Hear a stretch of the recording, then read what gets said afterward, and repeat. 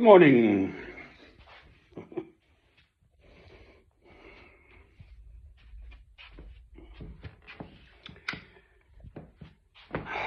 Hope.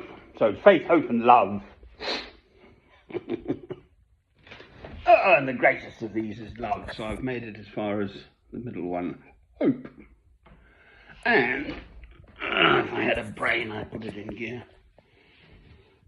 I've asked Johnny Old Bible Gateway for references in the Bible to hope, and it found 180. It's jolly useful tool. Extraordinary. Wonders of modern what's it? I'm almost prepared. Here we go. Oh Lord. I said if I had a brain I'd put it in gear. This old man needs glasses to read.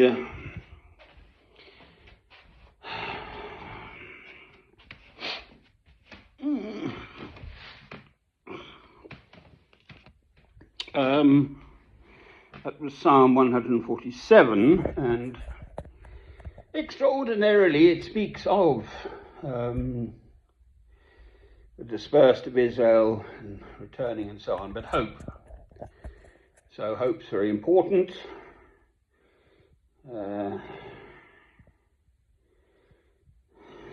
Psalm 130 verse 5. This is sort of a ramble sample, but I wanted to hit Psalm 147 verse 11, actually. So I've just picked these.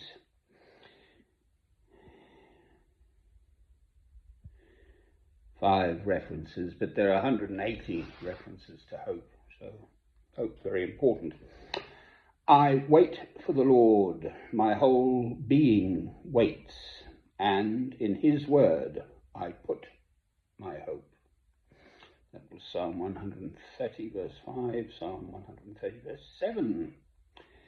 Israel, put your hope in the Lord, for with the Lord is unfailing love, and with him is full redemption. Psalm 131 verse 3. Israel, put your hope in the Lord, both now and forevermore. And then Psalm 146 verse 5. Blessed are those whose help is the God of Jacob, whose hope is in the Lord their God. And then the one I was aiming at, Psalm 147 verse 11, so it's in the psalm being sung a cappella. The Lord delights in those who fear him, who put their hope in his unfailing love. Amen. I've wrestled with that. Lord delights in those who fear him. So he's a fearful God, he's a loving God, but he's also a fearful God. So I've wrestled with that over the years. Oh, Lord. Well,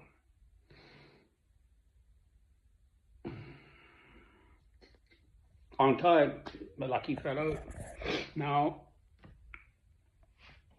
my mother would say, good old mum, I had wonderful elderly gentlefolk parents. My mother had been a maternity sister, but she stopped and brought up her two beautiful children. It's my older brother and myself, and so on and so on. And then returned to nursing later on. Anyway, I had wonderful parents, so lucky me. And her phrase was, you find your heaven in earth and take it with you. Well, the world is certainly not a heavenly place. Yet again, I've looked into primarily the BBC News, is where I get a lot of my news from, but also YouTube videos and Al Jazeera and whatever. There are various other news outlets. And this great long queue of people between two fences, maybe 3 yards across. And the Palestinians queuing for food, and yet more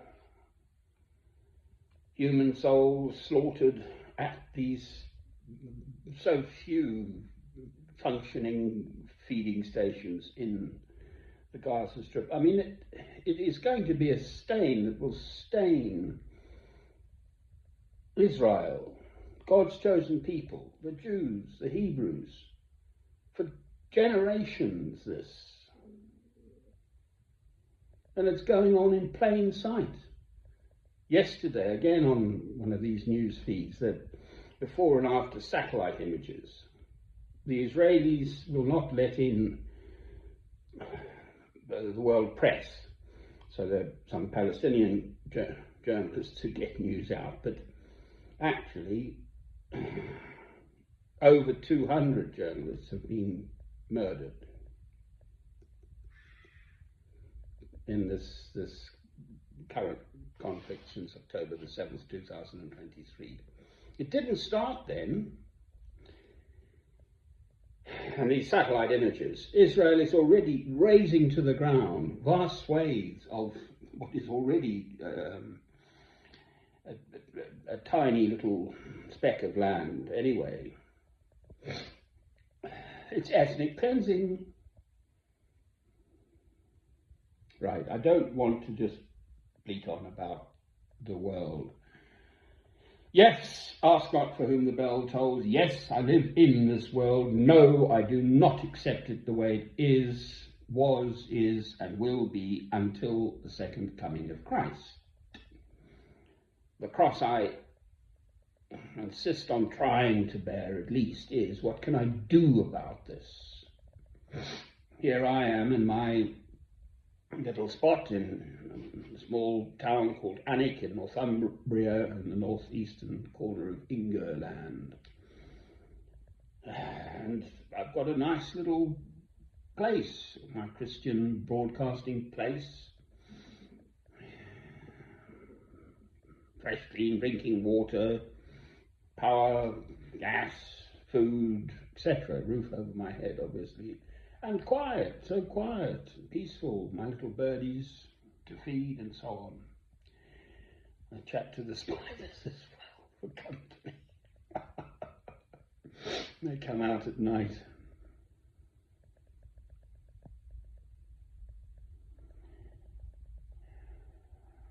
Well, it's a pretty bleak old world, quite frankly. If the President of the United States of America is the leader of the free world, and if that's the best the free world can come up with, i.e. he was voted back into power, so they'd had a look at him, the citizens of America, purportedly Christian, and quite frankly, that man is the absolute antithesis of anything that might be thought of as Christian values, Christian virtues, what a Christian should aspire to.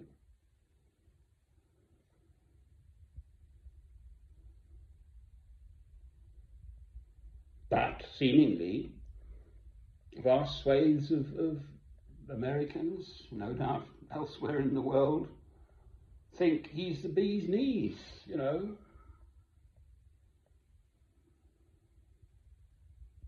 So that is pandering to the absolute baser elements in human nature.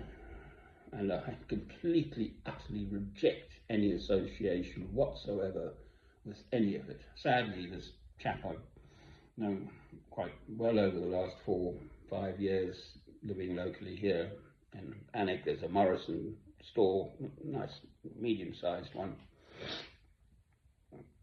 He's head of the cleaning department, ex-army, and we've had really nice chats.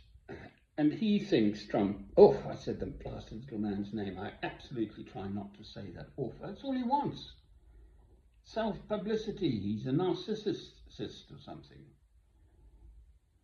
Yes, well, Hitler had lots of publicity too, thank you. hasn't quite reached that level of atrocities yet.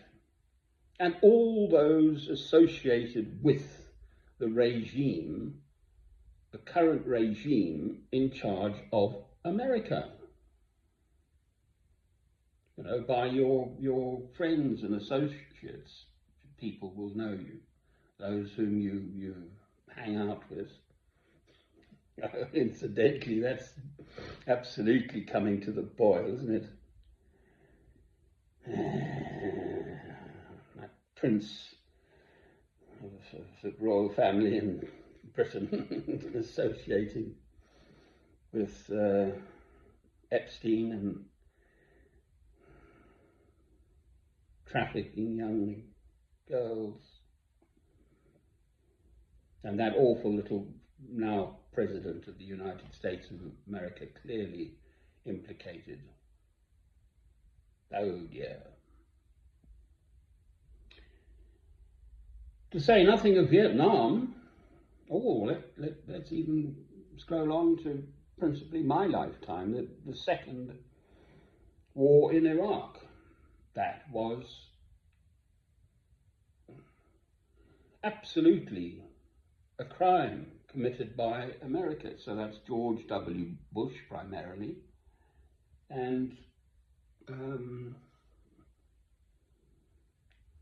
poodle, Mr. Tony Blair of Britain at the time. Both of those men voted back into power. So both societies, America and Britain, had seen these people, Bush and Blair, those two primarily for me. I'm British, I am a Christian, and I am British, and I'm quite frankly ashamed of the people not my own family, as it happens, but the nation of which I am one small part, Britain. Quite ashamed, utterly ashamed. Awful little country, England. That's why I say Ingerland. And that's for personal reasons too, which I'm not going into here at the moment. Second war in Iraq, many more innocent Iraqi citizens slaughtered. I caught one of these YouTube videos. The West doesn't know what the Muslim world is lining up for it. Well, that's human nature. What do you expect?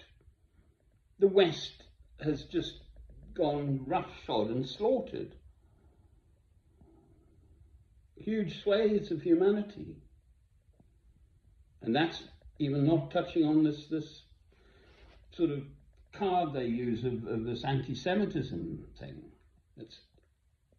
I'm for loving God through Christ. I'm absolutely for God's chosen people, the Jews, the Hebrews, the Israelites, whom God dispersed at the Second Diaspora in AD 70 throughout the world, and they're not to return to the Holy Land, Israel, Palestine, call it what you will, until the second coming of Christ, and Christ most assuredly has not come again yet, because we know, the whole world will know when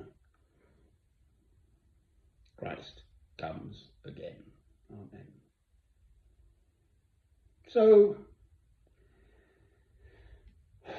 I've just got my quiet little Sunday at home. I won't be joined by anyone apart from my friends, my spiders, my birdies.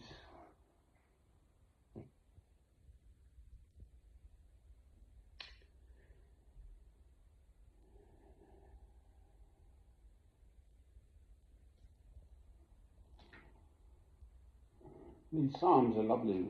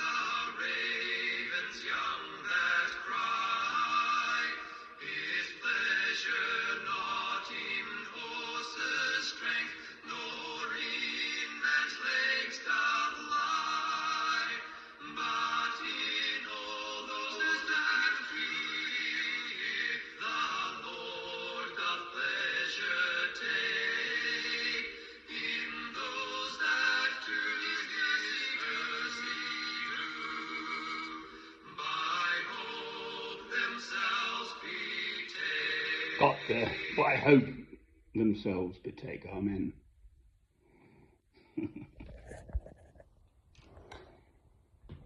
I will carry on.